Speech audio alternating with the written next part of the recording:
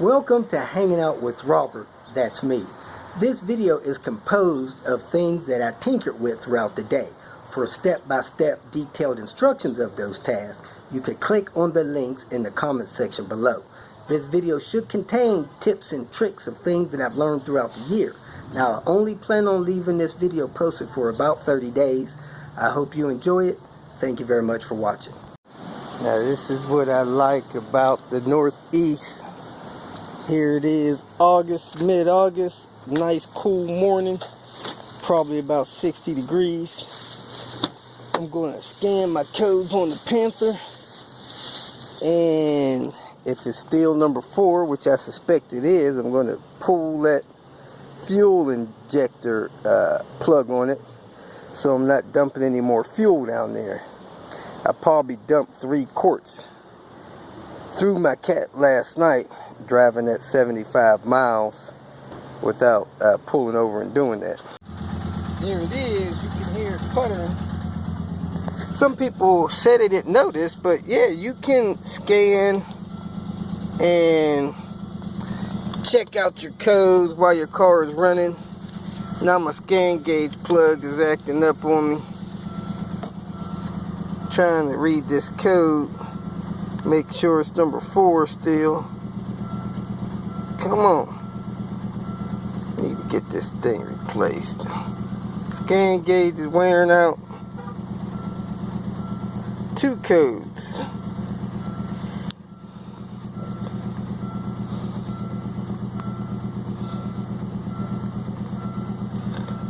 A blank code, which is no problem. Come on.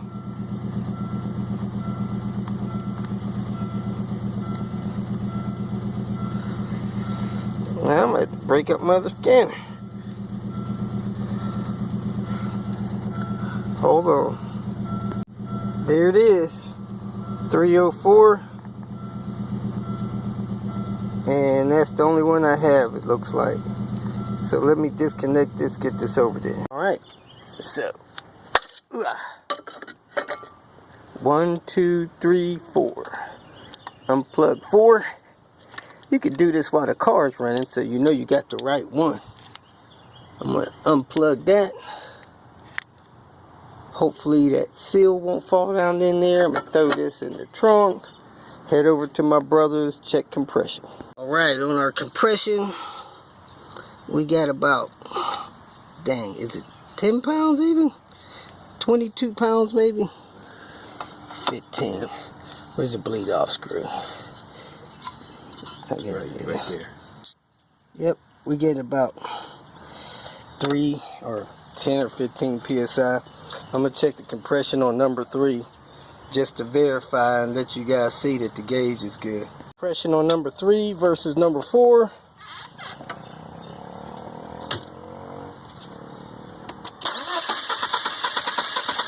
Good and strong. Alright, 170 on 3/4 crank. Well, folks, it's official. We had about 15 psi in cylinder number 4. Crank number 3 just a few times. It popped up to 172 psi. So we got a burnt valve. That 15 psi is what the cylinder coming up was trying to build, you know. And got a burnt valve. Planning on doing a head job. Trying to decide whether I'm going to try to limp it all the way home to Albuquerque or deal with this when I get to Cincinnati tomorrow. Thing about it is I wanted to do my exhaust manifold, NA cams and stuff like that. I don't have all that stuff with me. All that stuff is still at home. So stay tuned. Number 1, don't panic. Number 2, troubleshoot it. Number 3, do your plan of action. So that's where I'm at. As long as I don't burn another valve, I'll be fine. I tell people all the time, unplug the injector, press on. Don't go on the road because you don't want to burn another valve more than 50 miles from home. Towing and storage and all that stuff gets expensive. Most of the time, if your car breaks down, blows ahead, burns a couple valves too far from home, it's probably going to be a car you lose. You know, people not going to pay, you know, $500, $600, $800 just to get a car home on top of the other things that they go through. So that's where I'm at. Stay tuned, I'll update it later. Out the back of Panther, Santos. Remember to get this from me when I hit Albuquerque the 1st of September, if you don't already have one. Also, I have a radiator cap for you as well, if you hadn't gotten that taken care of. Here I am with my mom's car, the Great White. It's having starting issues and it's got a bad temp sensor. The fan is running. I may need to reset that service light as well. So we're going to see if there's any codes in the system with my scan gauge and go from there. My code reader's kind of locked under the steps over there, under my seat. 12.1 volts, 2 codes, 116, I think that's that sensor. Oops. Scan.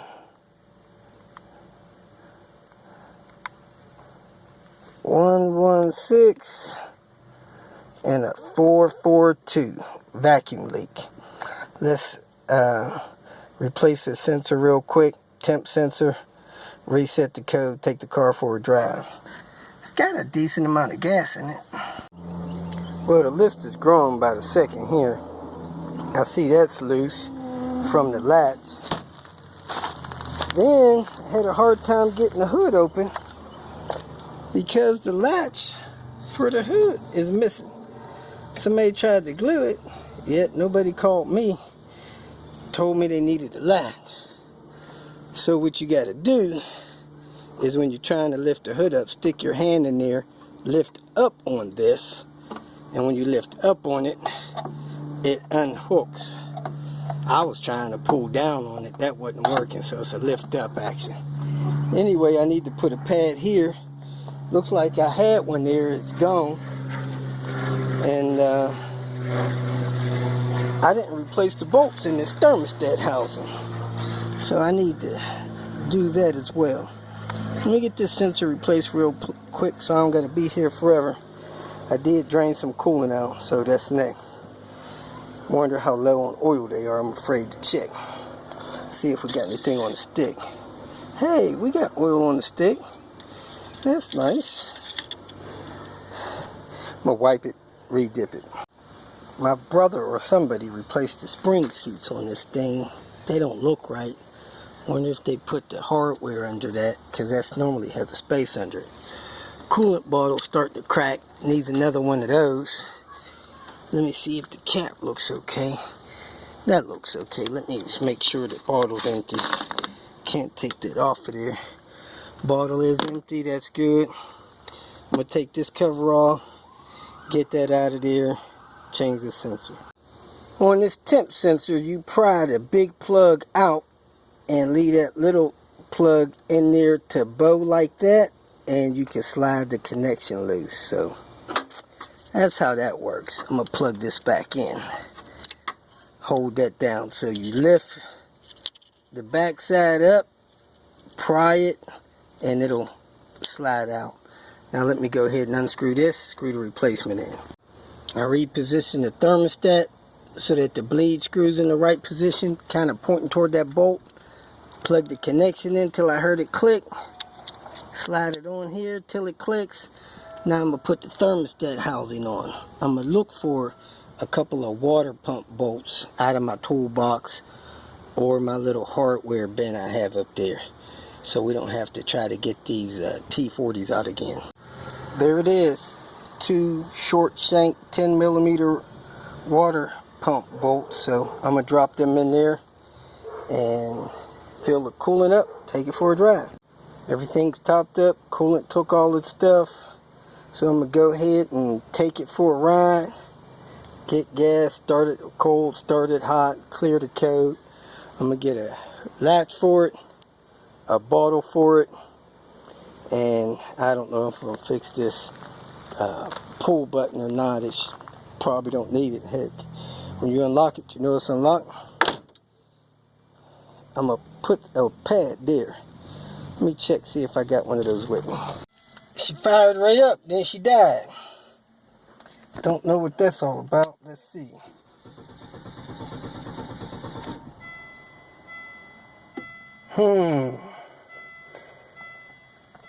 That wasn't right. Took about 5 more cranks to get this car started. You know, these cars don't like starting with a OBD2 thing plugged into the port. Maybe that was it. I'm going to unplug it next time. Now, I do have an SRS light. I'm going to see what that's about with my scanner. Then I'm going to reset this service light on this car after I take it to get it gas. So, it's got 112 on it. They've put about 10,000 miles on it in 3.5 years or 2.5 years. So let's see how it runs for me. Alright, car drove here fine. Sounds like something's rubbing on the right front wheel. I'm going to check that out. I'm at Pep Boys parking lot. I'm going to shut the car off because I'm not putting gas in it. It's got a half a tank. She fired right back up. Coolant's a little low. I checked the bottle. It's not leaking anywhere. The bottle's just empty from my draining it. I lost a little bit. That little bit was enough to make it low. So I'm going to go back to the house. There is a little bit of coolant still in the bottle. I should make it there fine. Decided to go get gas. Stop the car, see if it starts. Man, it's firing right up. There was a little bit of coolant still in the bottle, about 1 inch, so I'm good to go. Taking it back to the house, top off the coolant, give the keys back to Mom. This car is getting beat up on the outside a little. Woohoo! I have my level 2 scanner. I am going to reset the service light, try to figure out what's going on with this SRS light, top off the coolant, and I'll be on to my next act. Alright, we're going to do a diagnostics, see if it has any codes for the SRS system, if this is the way to read them or if I got to go that other direction. Man, I need to get this bell to quit ringing in my head. Read codes. No codes. So let's go back. Go back again. Okay. Go over to the scan here. Up to the Volvo. Oil lamp reset.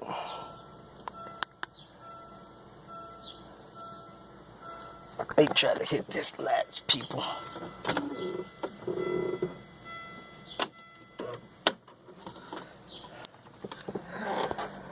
Ignition switch on.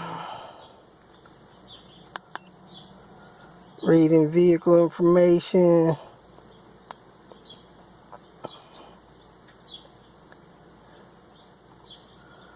Wait.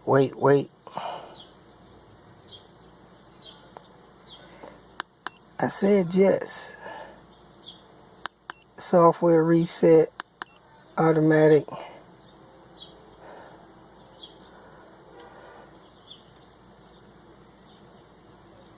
Okay.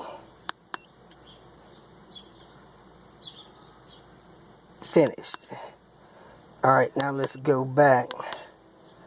Try to see if we can find out the diagnostics for this SRS light.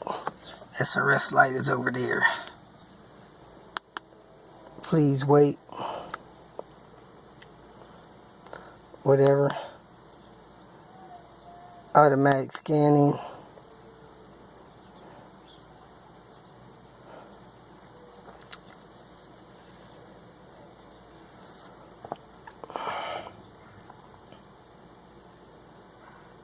Please wait. 25%. Succeeded to find the subsystem communication. What's that mean? Alright. ABS. Alright.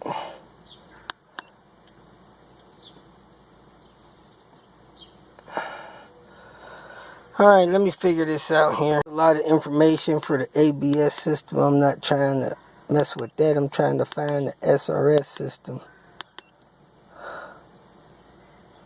Diagnose steering angle stuff.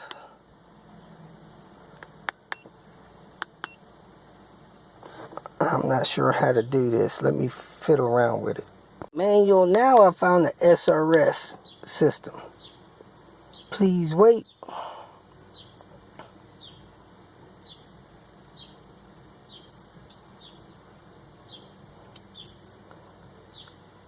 Find out the fault, reset it, see if it comes back.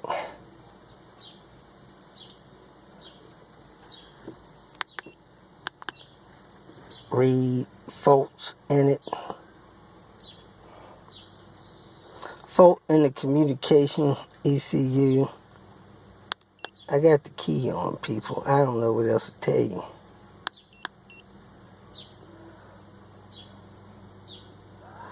See what happens this time. Some kind of fault.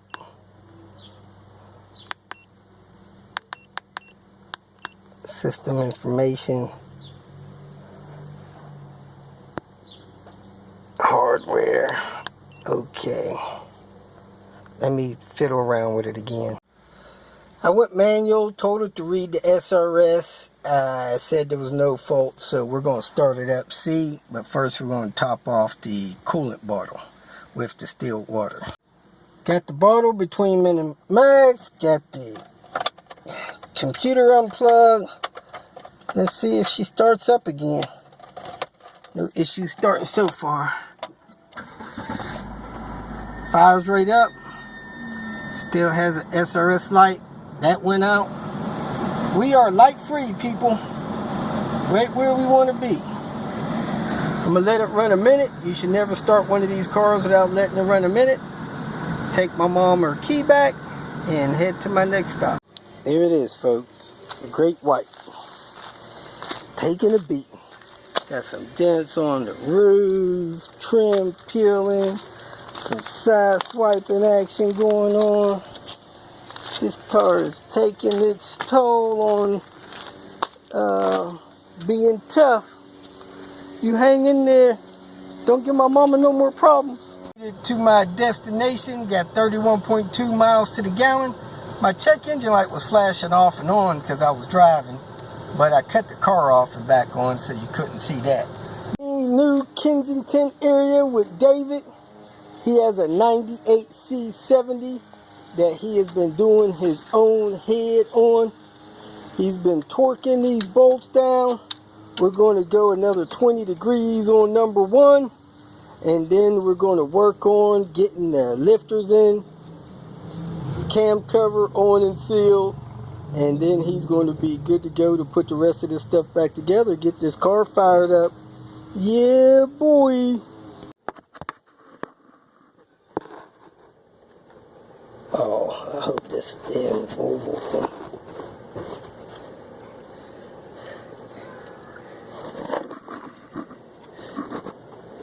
Oh my God, dude. You have got to get this water pump out of here. It's a Euro water pump, man. No good. Fall apart 15,000 miles.